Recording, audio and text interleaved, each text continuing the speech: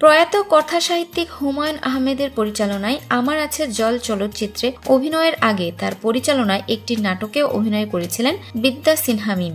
সে নাটকে অভিনয়ের জন্য ৫,০০০ টাকার সম্মানীয় পেয়েছিলেন। মডেলিং এর পাশাপাশি মিম চলচ্চিত্রে অভিনয় করেন।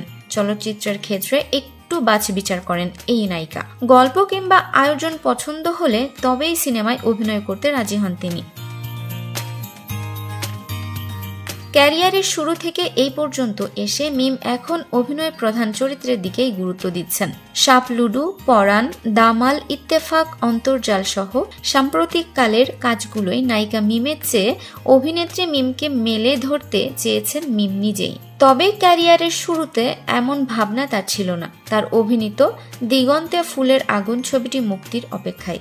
এদিকে নতুন কয়েকটি ছবিতেও অভিনয়ের ব্যাপারে কথাবার্তা চলছে। মিম যেসব প্রযোজক পরিচালকের সঙ্গে কাজ করছেন তাদের কাছ থেকে প্রাপ্ত তথ্য মতে ছবি প্রতি ১৫ লাখ টাকা সম্মানী দাবি করেন মিম। তবে ক্ষেত্র বিশেষে তা ওঠানামাও করে। সো ভিউয়ার্স, ভিডিওটি ভালো লাগলে লাইক, কমেন্ট, শেয়ার করে আমাদের সাথেই থাকবেন। আর এখনো যারা চ্যানেলটি সাবস্ক্রাইব করেননি তারা অবশ্যই চ্যানেলটি সাবস্ক্রাইব করবেন।